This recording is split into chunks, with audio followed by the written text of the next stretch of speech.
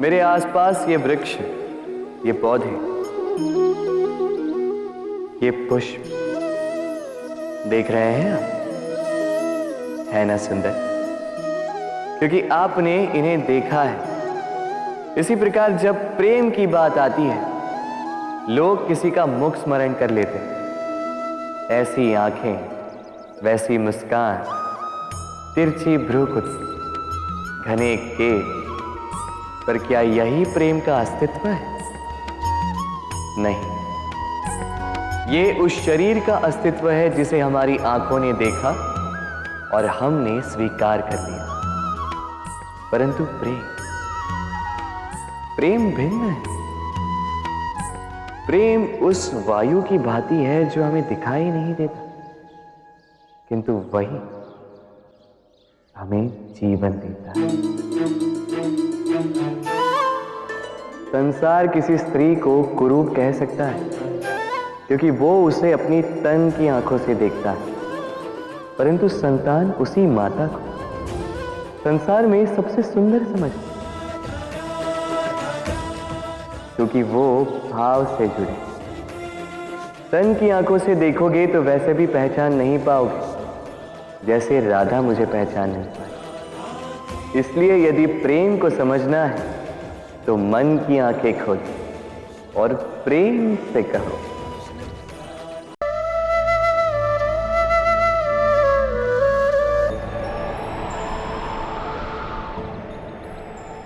जब भी प्रेम की बात आती है, हम सबसे पहले मन में एक नायक और एक नायिका का चित्रण कर लेते हैं।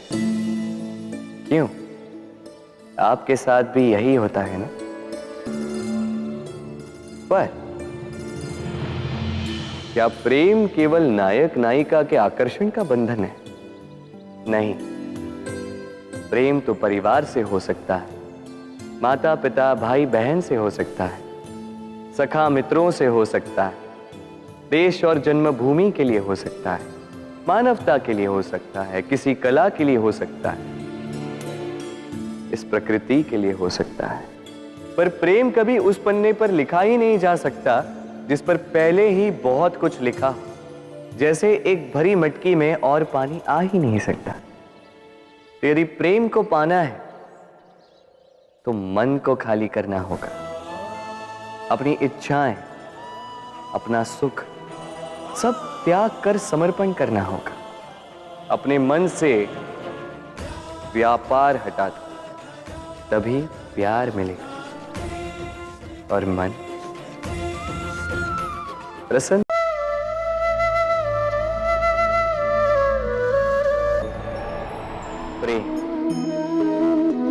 प्रेम विधाता की सबसे सुंदर कृति, परंतु हर कृति को संभालना पड़ता है। अब इसी मूर्ति को देख लीजिए। जब कलाकार ने इसे रचा तब ये बहुत सुंदर थी, परंतु इसके पश्चात इसे संभाला नहीं गया। इसके स्वामी ने इसके देखभाल का कर्तव्य ठीक से नहीं निभाया और अब यह मूर्ति असुंदर लगने लगी। इसी प्रकार केवल कह देने से प्रेम नहीं हो जाता। इसके लिए आपको अपने कर्तव्यों को पूर्ण करना होगा। तो देश की रक्षा, परिवार और संबंधियों की सुरक्षा, संतान को संस्कार, जीवन साथी का आभार, ये कर्तव्य जब तक नहीं निभाओगे प्रेम से दूर होते जाओगे। तो यदि प्रेम का अमृत पाना है तो कर्तव्य की अंजलि बनानी होगी और मन से कहना होगा, राधे राधे।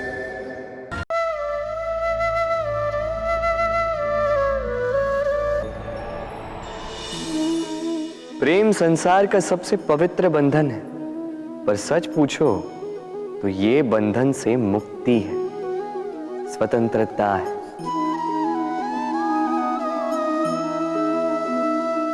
नहीं समझे? समझाता हूं। यदि कोई आपका प्रेम ठुकरा दे, यदि कोई आपका प्रेम समझ ही ना पाए, तो क्या होगा? कुछ उदास हो जाएंगे, कुछ छल करके प्रेम पाना चाहेंगे, तो कुछ बलपूर्वक प्रेम पर अधिकार करना चाहेंगे। किंतु यह आवश्यक नहीं कि जिससे आप प्रेम करते हो उसे भी आपसे प्रेम, क्योंकि प्रेम कोई वस्तु नहीं है, न राज्य है, न धन जिसे आप बल से अपने वश में कर सको। प्रेम वो शक्ति है जो आपके लिए हर बंधन तोड़ सकती है, किंतु स्वयं किसी बंधन में नहीं फंसती। तो जिससे भी आप प्रेम करते हो उसे स्वतंत्र छोड़ दीजिए, क्योंकि स्वतंत्रता ही वो भाव है जो जीव को सबसे अधिक प्रिय है। प्रेम सच्चा होगा तो उसे अवश्य समझ में आए। तब तक के लिए निस्वार्थ भाव से प्रेम कीजिए। स्वार्थ हट जाएगा तो प्रेम आ ही जाएगा और मन प्रसन्न होकर बोलेगा।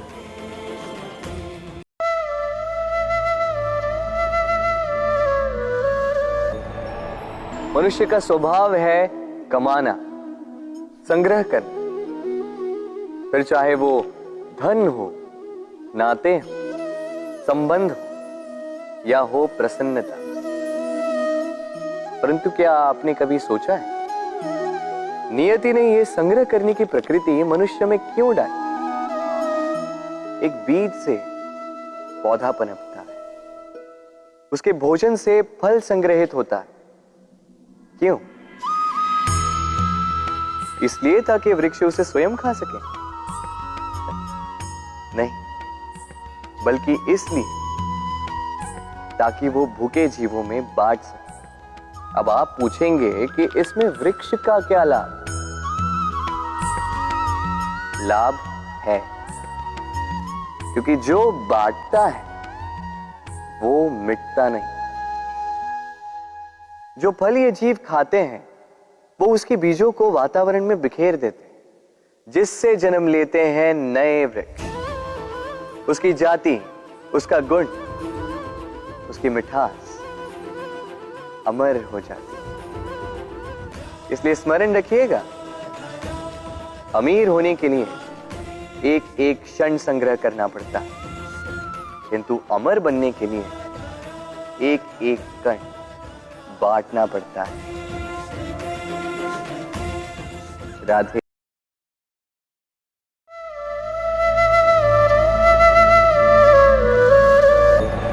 अक्सर आपके बड़े बूढ़ों ने आपसे कहा होगा कि ये संसार दुख का मूल है और ईश्वर भक्ति उस दोष से दूर जाने का मार्ग है।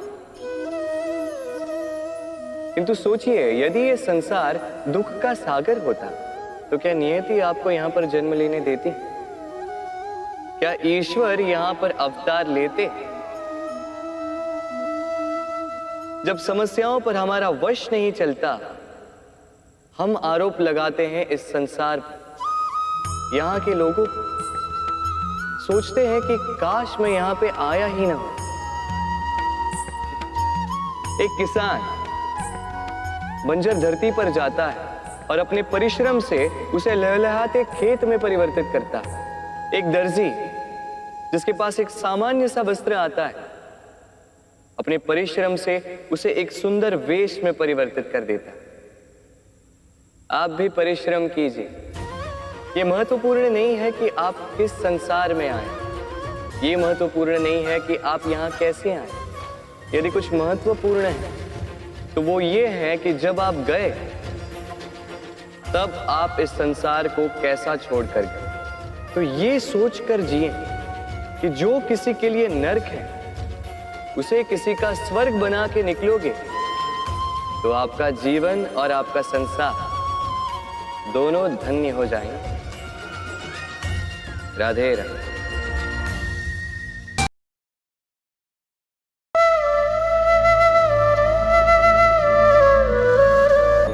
हर संबंध की नींव विश्वास होता है। अब प्रश्न ये उठता है कि विश्वास किस पर किया जाए। अब ये समझने के लिए पहले आपको ये समझना होगा,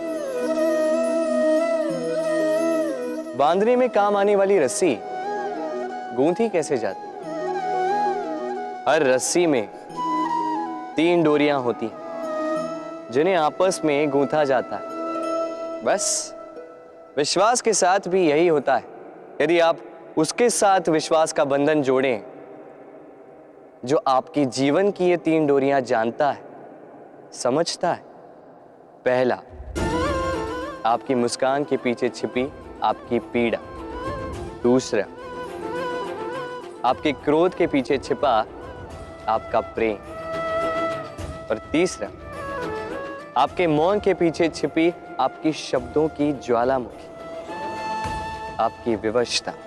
तो जो व्यक्ति आपके जीवन की ये 3 डोरियां, ये 3 बातें जानता है, यदि उसके साथ आप विश्वास का बंधन बांधें तो उसके सहारे जीवन की बड़ी से बड़ी खाई पार कर सकते हैं आप। राधे राधे।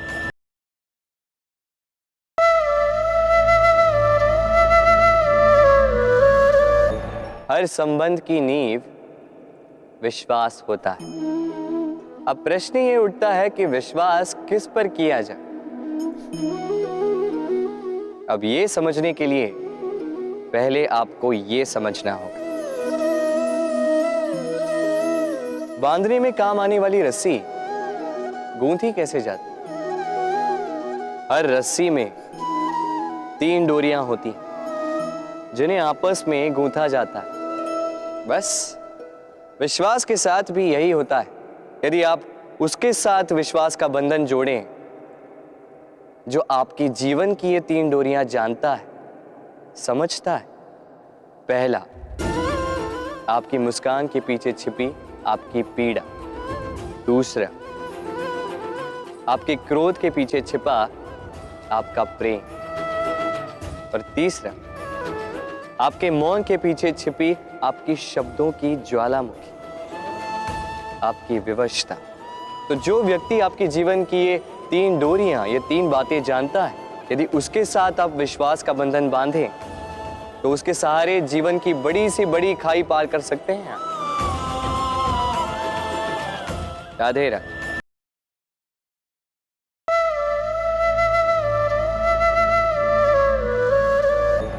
हम में से कई लोग इस विषाद से ग्रस्त रहते हैं कि हमें हमारे जीवन में अपेक्षित सुख सुविधा कभी प्राप्त ही नहीं हो, क्योंकि हमारा भाग्य ही यही है, क्योंकि हम ऐसे परिवेश में जन्मे। किंतु क्या आपका जन्म आपका प्रारब्ध निश्चित करता है? कुछ सीमा तक करता। जैसे वर्षा की बूंद जब बादलों से जन्म लेती है तो उसका प्रारब्ध होता है धरा पर गिरना, किंतु वो धरा पर कहां गिरती है ये निश्चित करता है कि उसका भविष्य क्या होगा। केले के पत्ते पर गिरे तो कपूर बन जाती, सीप के मुख में गिरे तो मोती बन जाती, विषधर पी जाए तो विष बन जाती। बूंद एक ही, प्रारब्ध 3। तो प्रारब्ध हमारा जन्म नहीं, हमारा चयन निर्धारित करता है। इसलिए अपना चयन सोच विचार करके करें।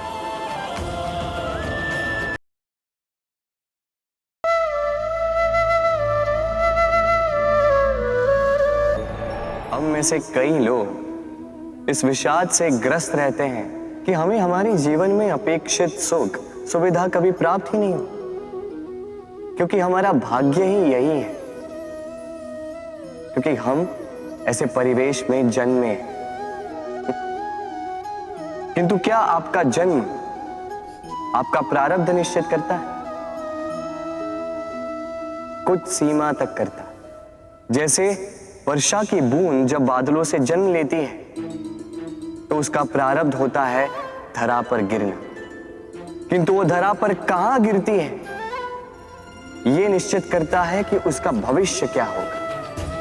केले के पत्ते पर गिरे तो कपूर बन जाती, सीप के मुख में गिरे तो मोती बन जाती, विषधर पी जाए तो विष बन जाती। बूंद एक ही, प्रारब्ध 3। तो प्रारब्ध हमारा जन्म नहीं, हमारा चयन निर्धारित करता है। इसलिए अपना चयन सोच विचार करके करें।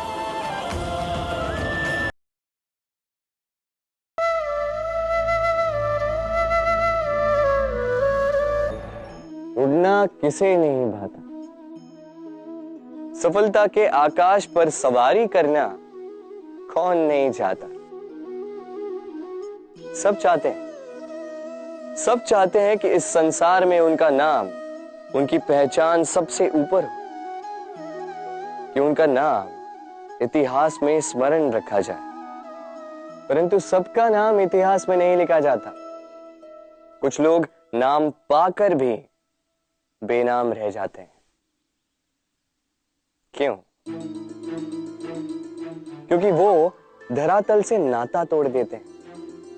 भूल जाते हैं ये बात कि उड़ान पूर्ण होने के पश्चात धरातल ही उन्हें विश्राम देगा, कि उनके कारनामों पर तालियां बजाने वाले, उनकी प्रशंसा करने वाले धरा पर ही रहते हैं और धरती पर रहने वाले लोग ही इतिहास लिखते हैं। तो सफलता का आकाश नापिए, पर अपनों से, उन लोगों से मत कटिए जो आपकी इस सफलता का आधार है। तभी इतिहास में नाम होगा और तभी आप भविष्य में प्रसन्न रहेंगे।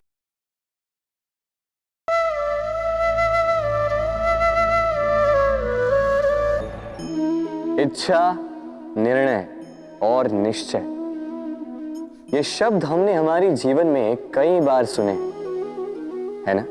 जीवन में बहुत बार बहुत कुछ पाने की इच्छा होती, किंतु क्या केवल इच्छा करने से कुछ बदलता है?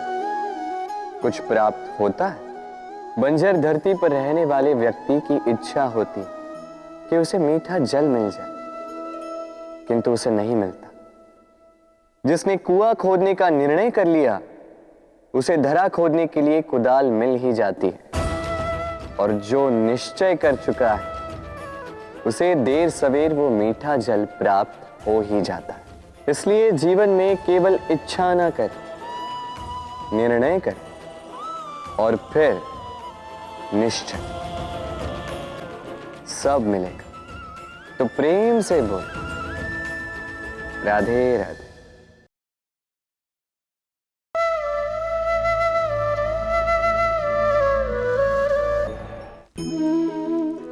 दीपक जलाने का कार्य कितना सुखमय होता है। प्रकाश की ये लौ मानो आत्मा के भीतर जाकर मन में उल्लास भर देती।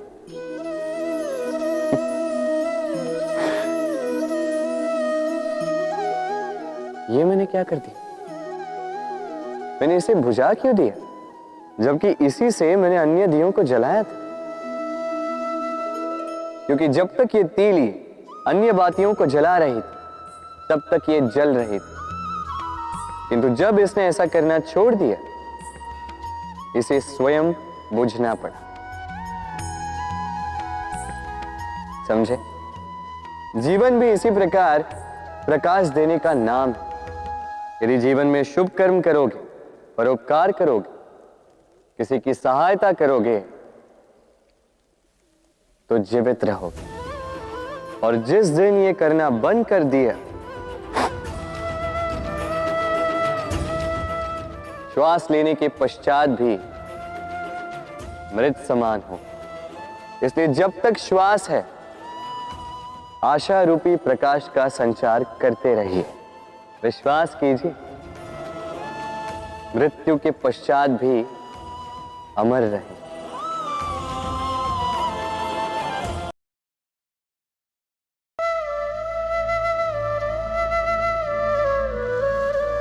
जब से जीव अस्तित्व में आए, तब से एक और शब्द अस्तित्व में आया, संघर्ष। जन्म लेते ही व्यक्ति को जीवन जीने के लिए संघर्ष करना पड़ता। कभी अपने लक्ष्य को प्राप्त करने के लिए संघर्ष करता है, तो कभी जो प्राप्त किया है उसे बचाने के लिए संघर्ष करता है। किंतु सबका एक उल्हाना होता है कि संघर्ष करते समय कष्ट बहुत होता। अब योद्धा है तो प्रहार तो सहने पड़ेंगे। तैरना सीखना है तो जल में प्रवेश करना होगा।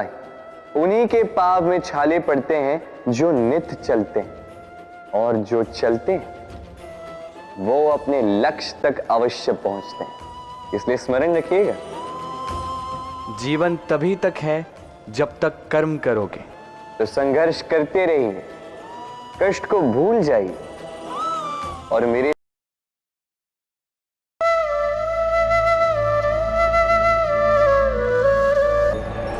आप जानते हैं, अनगिनत प्रयासों के पश्चात चींटी अपना एक छोटा सा घर बना पाती है, जो अन्य जंतुओं के लिए सरल सी बात है। वो चींटी के लिए उसके जीवन की सबसे बड़ी घटना, सबसे बड़ी सफलता है। भविष्य में चींटी रहे न रहे, इनके बनाए हुए घर वर्षों पश्चात तक टिके रहते हैं। जीवन में सफलता के साथ भी ऐसा ही होता है। आपको एक दिन में सफलता नहीं मिलती, किंतु यदि आप प्रतिदिन प्रयास करते रहे तो एक दिन आपको सफलता अवश्य मिलेगी। स्मरण रखिएगा, भाग्य के द्वार उनके लिए नहीं खुलते जो हार मान लेते हैं। भाग्य उनका स्वागत करता है जो उठकर उनके द्वार खटखटाने का प्रयास करते हैं। तो प्रयास करते रहे, सफलता एक न एक दिन आपके पास आएगी।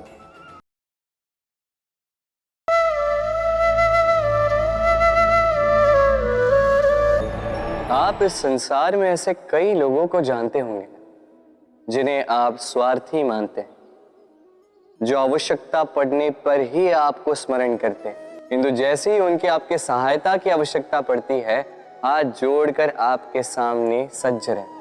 बड़ा क्रोध आता है ना इन पर, मन खिन्न हो जाता, मन से ये स्वर निकलता है कि इस व्यक्ति की सहायता ना करें। ऐसा कभी मत कीजिए। आप सोचेंगे क्यों कह रहा हूं मैं ऐसा।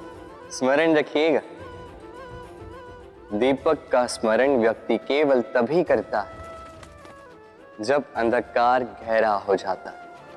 उसे स्वार्थी मानकर स्वयं व्याकुल ना हो, स्वयं को दीपक मानकर आनंदित होइए। भाग्यवान समझिए खुद को कि आप इस संसार में किसी की सहायता करने योग्य हैं। किसी के स्वार्थी होने से स्वयं का दृष्टिकोण न बदले। बस ये दृष्टि रखिए स्वयं के परमार्थ पर। मन प्रसन्न होकर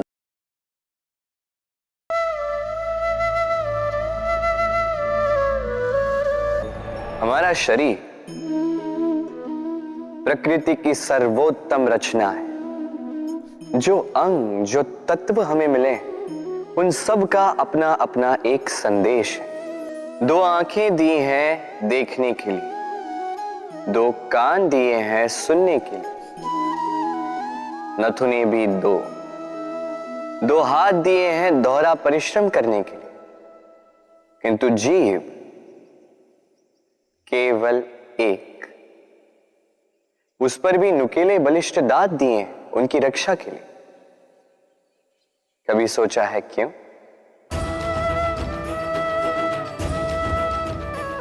क्योंकि शब्द और शब्दों का उपयोग मनुष्य का सबसे बड़ा शस्त्र है, जिसका उपयोग जितना सोच समझकर किया जाए, मनुष्य जीवन में उतना ही ऊपर उठता है। तो समझे ना, देखो, सुनो, समझो अधिक, बोलो कम।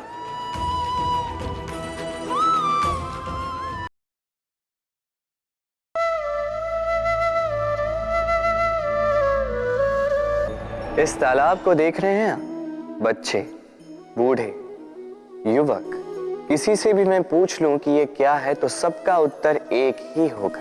उत्तर तब बदलेगा जब प्रश्न ये होगा कि आप इस तालाब के साथ क्या करना चाहें। कोई कहेगा कि मैं यूं ही किनारे पे बैठ के इस जल को स्पर्श करके शीतल वायु का आनंद लेना चाहूंगा। कोई कहेगा मैं इस तालाब में तैरना चाहूंगा। कोई कहेगा मैं एक कागज की नाव बना के इसमें छोड़ना चाहूंगा। कोई कहेगा मैं मछली पकड़कर जीवन यापन करना चाहूंगा, आदि इत्यादि। आपको एक बात बता दूं कि हमारा जीवन भी इसी तालाब की भांति एक समान, किंतु हमें इसके साथ क्या करना है यह निर्णय हमारा है। इस तालाब में आपको मोती भी मिलेंगे, कीचड़ भी मिलेगा। यदि आप मोती पाना चाहते हैं तो आपको उस गहराई तक जाना होगा, उतने प्रयास आपको करने होंगे, तब जाके आप मोती पाओगे। अन्यथा केवल कीचड़ हाथ लगेगा। किंतु जो मैं सदैव कहता, निर्णय आपका है।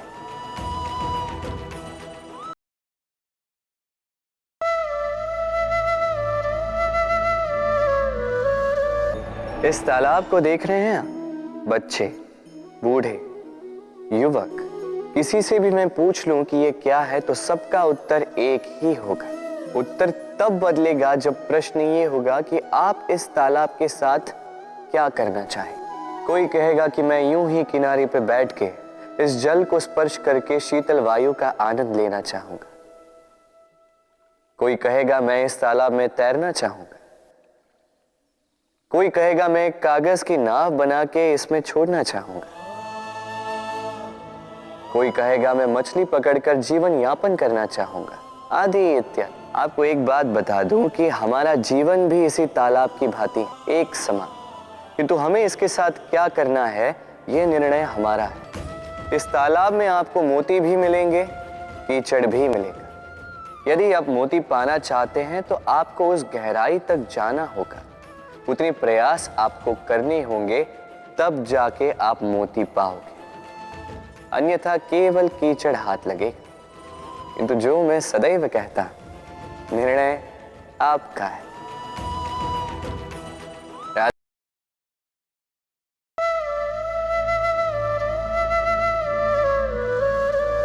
इस तालाब को देख रहे हैं आप? बच्चे, बूढ़े, युवक, किसी से भी मैं पूछ लूं कि ये क्या है तो सबका उत्तर एक ही होगा। उत्तर तब बदलेगा जब प्रश्न ये होगा कि आप इस तालाब के साथ क्या करना चाहें।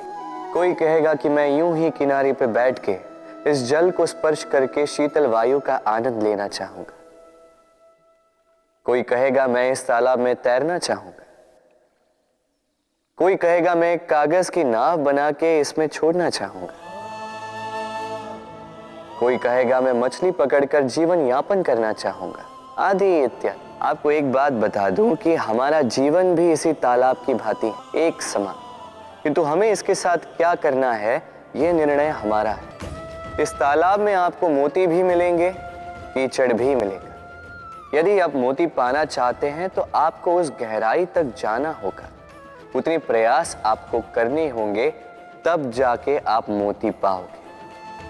अन्यथा केवल कीचड़ हाथ लगेगा। किंतु जो मैं सदैव कहता, निर्णय आपका है।